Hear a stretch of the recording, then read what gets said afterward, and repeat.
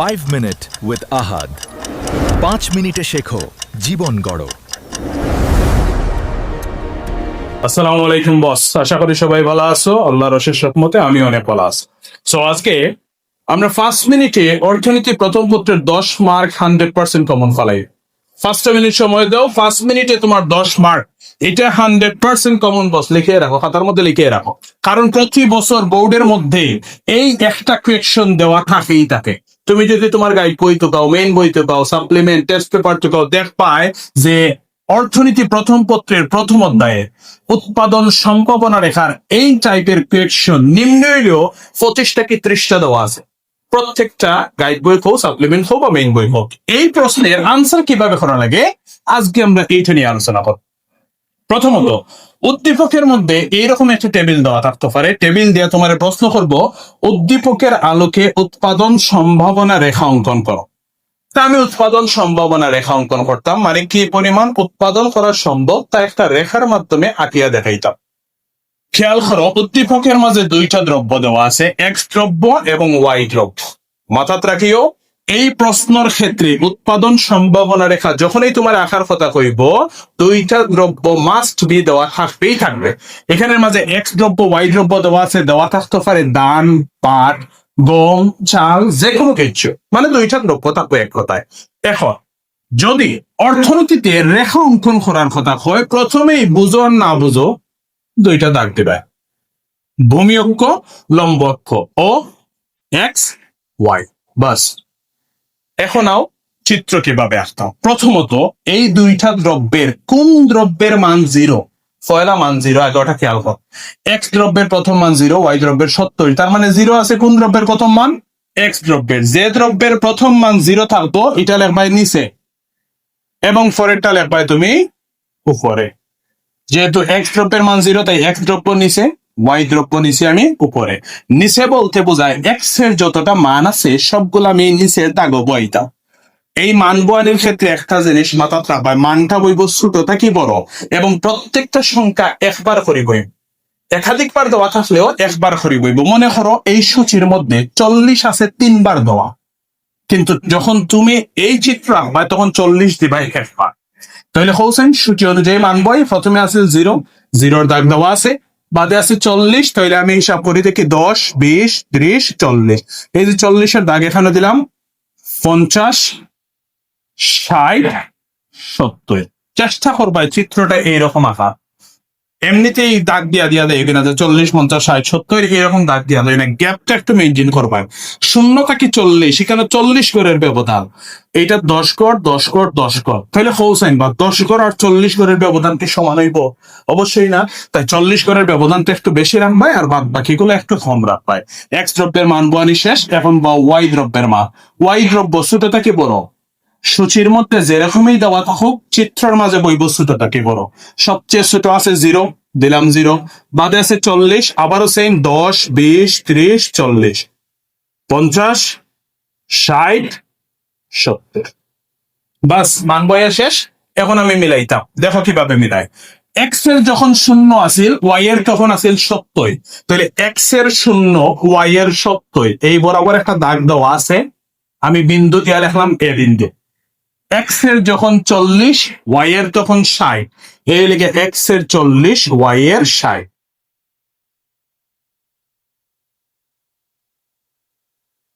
X এর 40, Y এর 60।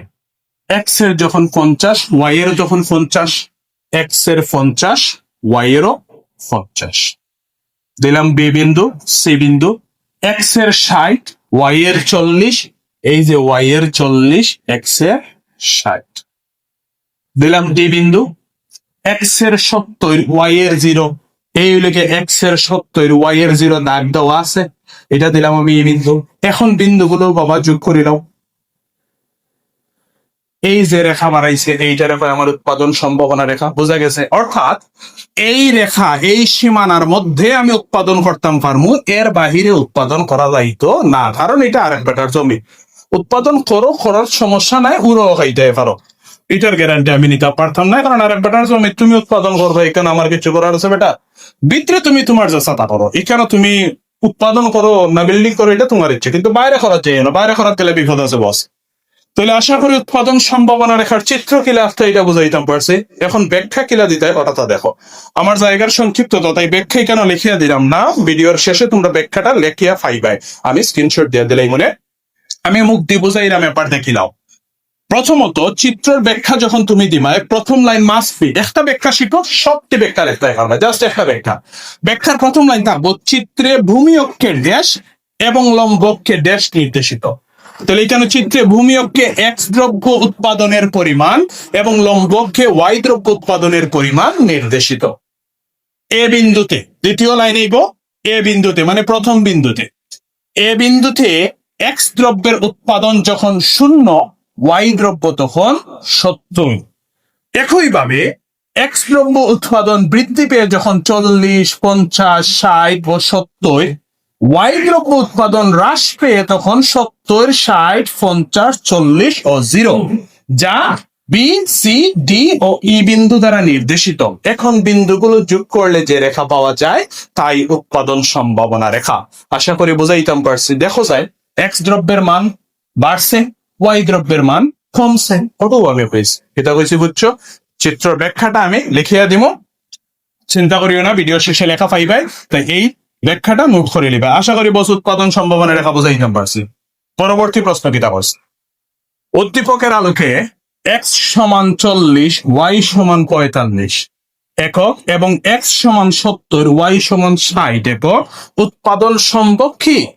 যুক্তি সহ বিশ্লেষণ করতে হয়। তার মানে আরো দুইটা বিন্দু আছে, এই একটা বিন্দু, এই আর একটা বিন্দু, এই দুই বিন্দুতে উৎপাদন করা সম্ভব নেই, তার যুক্তি সহ ব্যাখ্যা করতে হয়। দেখেছেন প্রথম বিন্দুটা কিতা হয়েছে, প্রথম বিন্দু x এর মান 40, y এর মান 45। এই প্রশ্ন আনসার করতে গেলে প্রথমে তুমি লেখবাই উদ্দীপকের আলোকে এত এত এত যুক্তি সহ নিম্নে বিশ্লেষণ করা হলো। এরপরে দ্বিতীয় কাজে লিখে যে চিত্রটা গ নম্বর আসছিলায় সেম চিত্র আবার গহ নম্বরও আঁকবায়। আঁকার পরে এখন এই চিত্রের মাঝে এই বিন্দুগুলা বও, এক্স এর মান 40, ওয়াই এর মান 45, এক্স এর 40, ওয়াই এর তো 45 দেওয়া নাই বস, 40 আর 50 এর মাঝখানে না নিবা 45 টাকে, এই মাঝে দিলে তুমি 45, ওয়াই 45, এক্স 40 মিলিত হয়েছে, আমি এই বিন্দু একটার নাম দিলাম এম বিন্দু।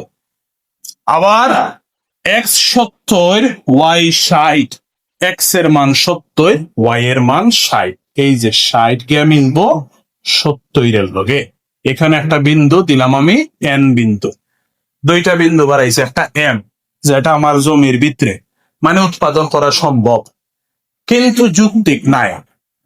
আবার এন যেটা গেছে কি জমির বাইরে, এখন জমির বাইরে উৎপাদন করতে পারবে না, আগেও কইয়া দিছে উড়াও খাইতে পারো, তাহলে জমির বাইরে উৎপাদন করা সম্ভব না, এখন উড়া খাইতে পারো, এটা তো লেখতে পারত না পরীক্ষার খাতা, এর লাগি কেন লেখবা, এটা উৎপাদন করা সম্ভব নয় কারণ এটা অর্জনযোগ্য এলাকা, অর্জনযোগ্য এলাকা। আর এইটা উৎপাদন করা সম্ভব কিন্তু যৌক্তিক নয়, যৌক্তিক নয়, কারণ সম্পদের অপূর্ণ ব্যবহার, সম্পদের পুরাপুরি ব্যবহার এইখানের মধ্যে হে বেটায় করছে না। মনে করো আমার একটা ক্লাসের মধ্যে 40টা সিট আছে, প্রত্যেকটা স্টুডেন্টে 1000 করে দিলে 40 জন স্টুডেন্ট পড়াইলে 40,000 টাকা, কিন্তু এই জায়গায় যদি আমি বুকার ডিমে 40 জনের জায়গায় 4 জন স্টুডেন্টে পড়াই, তাহলে কৌ জানবা 4 গুণ 1000, 4,000 টাকা, আমার লাভ না লস? লস, কারণ আমি আমার সম্পদের অপূর্ণ ব্যবহার করছি।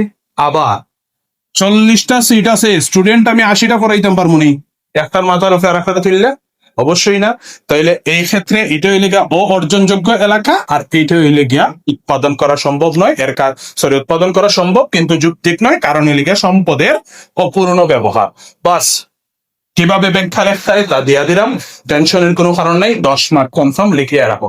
ভিডিওটা দেখো, 10 মার্ক কনফার্ম, পুরো 100% পরীক্ষার মধ্যে এই বইটা লিখিয়ে রাখো, এই 10 মার্ক বস তোমরা দিয়ে দিলাম। ওকে, তাহলে ভালো থাকো, সুস্থ থাকো, দেখো আবার কোন ভিডিওতে। খুদা হাফেজ, আসসালামু আলাইকুম।